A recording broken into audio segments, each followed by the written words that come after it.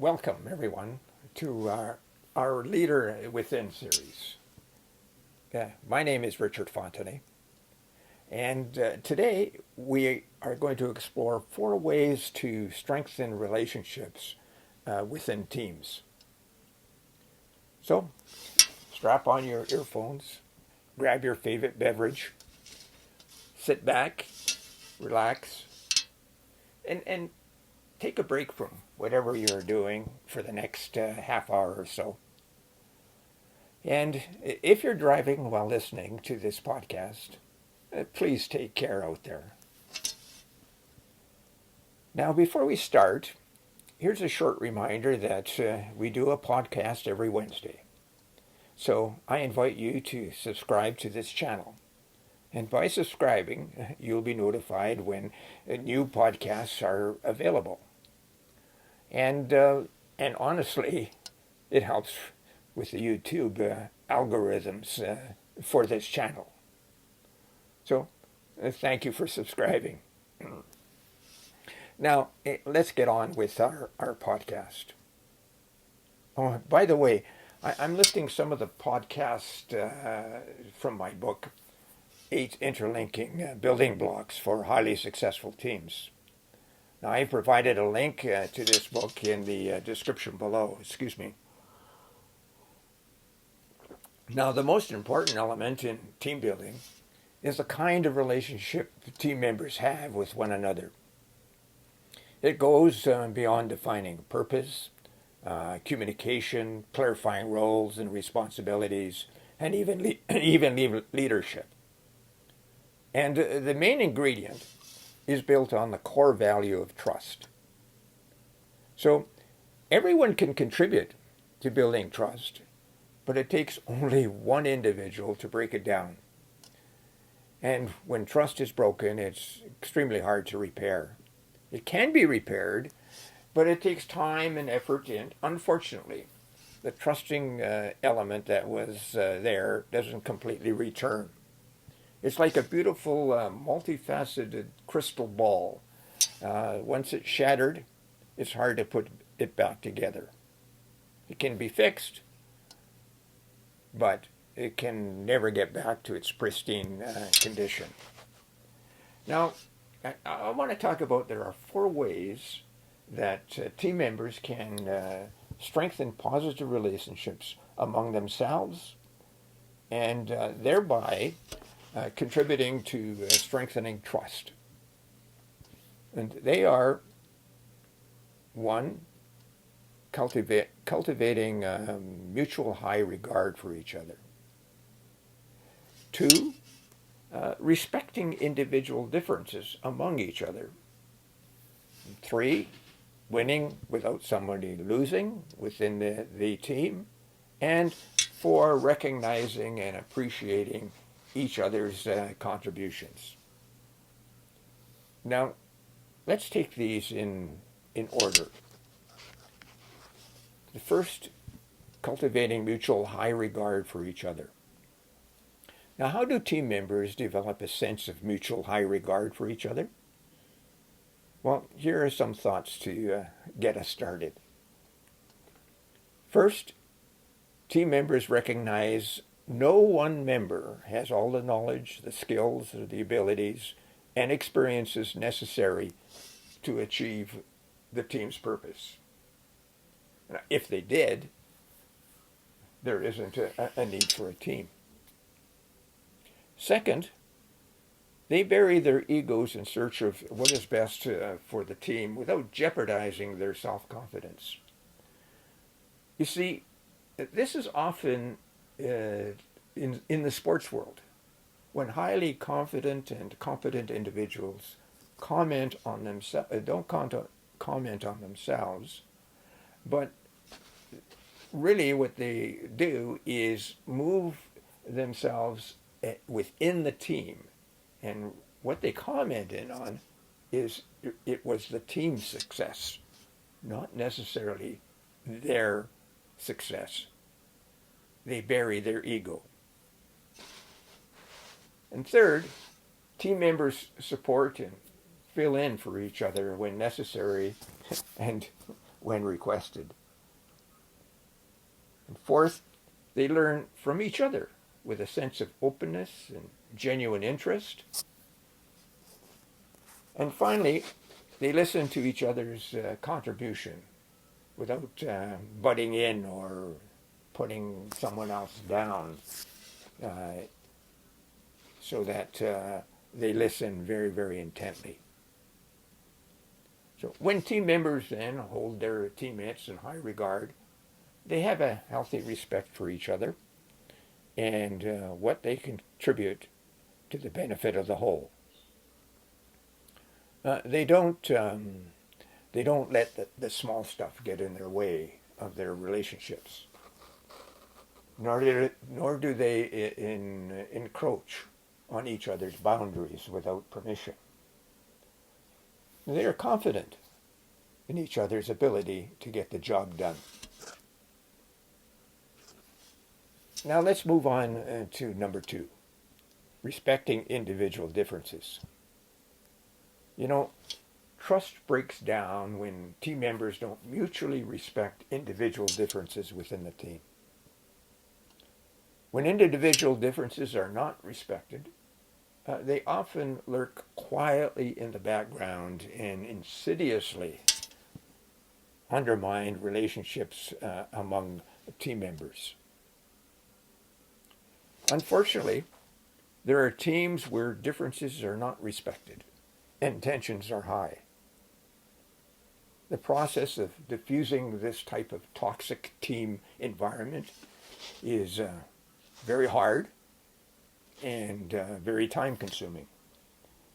The good news is that highly effective teams recognize the impact of individual differences among team members, and they make accommodations when necessary, and they build bridges to achieve a greater understanding.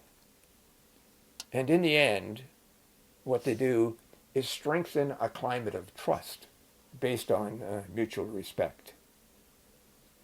But just how do they do that, particularly if there's tension between members?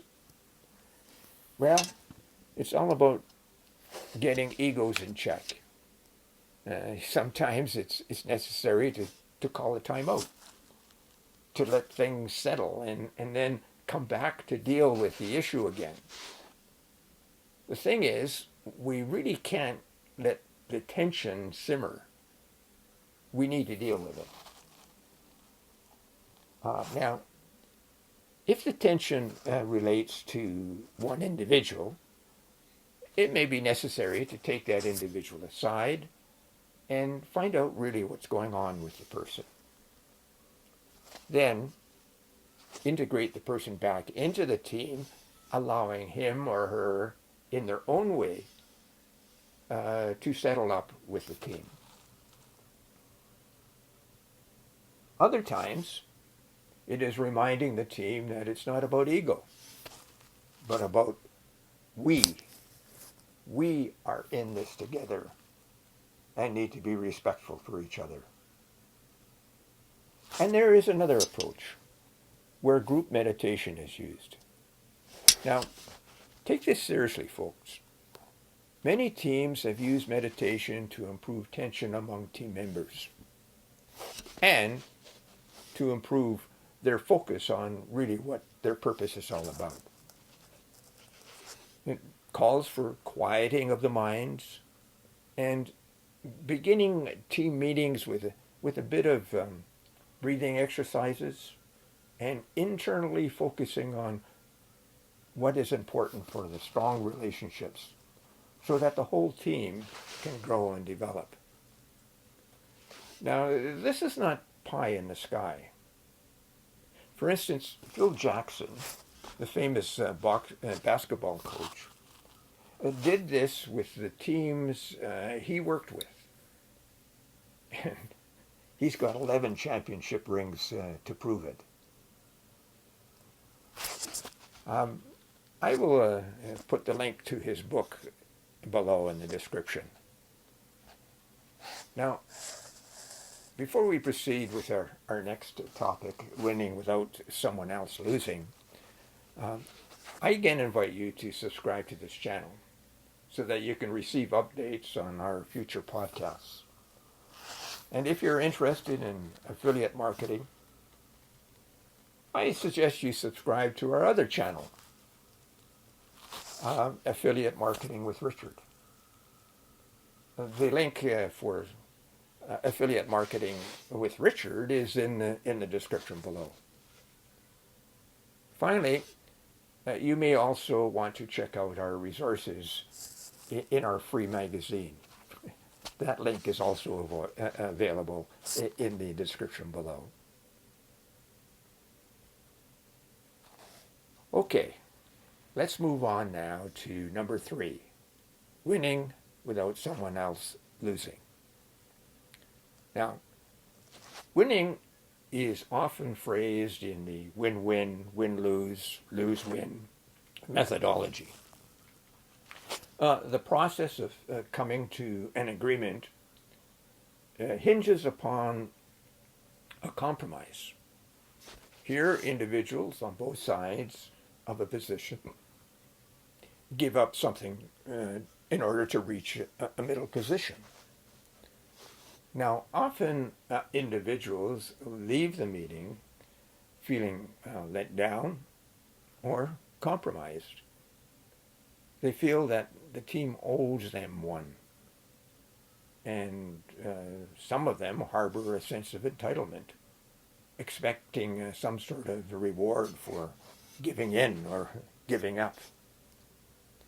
Now, we could interpret this type of reaction by team members as poor losers, while on the other hand, others may counter with, well, they gave up something to move ahead and only had the team interest at heart. Well, compromise is important, but sometimes it doesn't work. There's another way for teams to find solutions without individual team members giving up anything. And that is, the team finds a breakthrough solution. A solution that isn't based on compromise, but on finding a new way or a new path where no one loses. No one is giving up anything. The solution is beyond the win-win and the win-lose thought process. So when teams find breakthrough solutions, they are more excited, engaged, and satisfied with the result. However, finding breakthrough solutions is hard work. And that's why I think many teams fall back to compromise positions. Now, I have worked with many teams as they developed breakthrough solutions. It wasn't easy for them, but they did it. And in most cases, this is what happened.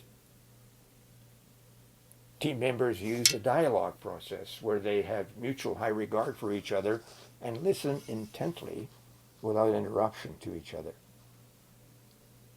They do a lot of brainstorming and get everything on the table, or should I say on the flip chart, before getting to the next step. They then find common themes and prioritize their observations. And once that is completed, they move to ensuring everyone is on the same page with the findings that they have produced. And finally, they mutually agree on a course of action.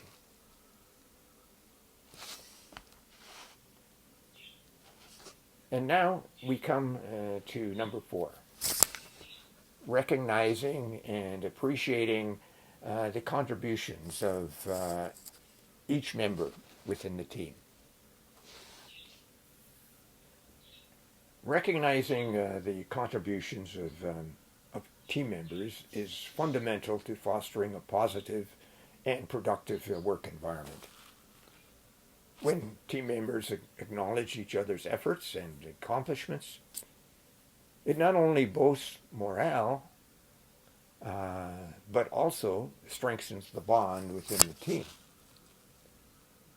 Now, each individual brings unique skills, perspectives, and experiences to the table.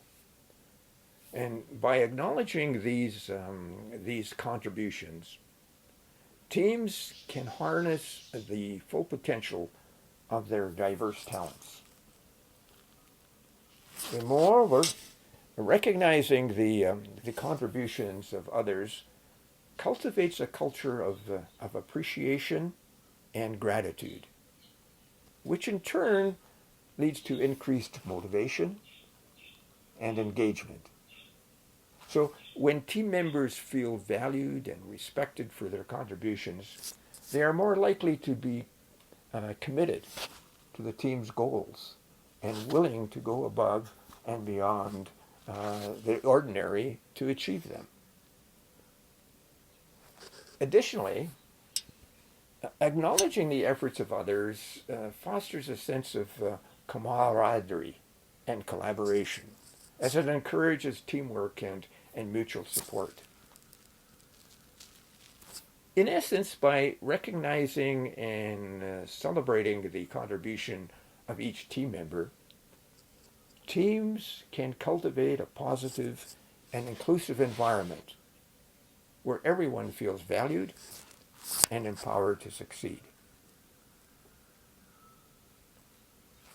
All right, folks, before we wrap up, we've got a little homework to do. Take a moment to reflect on those past team experiences you've had. The ones where you've navigated through those tricky conversations about strengthening relationships among team members. What did you learn? What were the challenges you had? And where and when did growth take place? Remember, building relationships are essential to strengthening teams. And no matter what you do as an everyday leader, there are always opportunities to learn and improve. So don't let those experiences you had go to waste. And don't forget to check out our recommended resources below for further reading and development. Whether it's our ebooks, our articles, or training. There's always more to discover and to explore.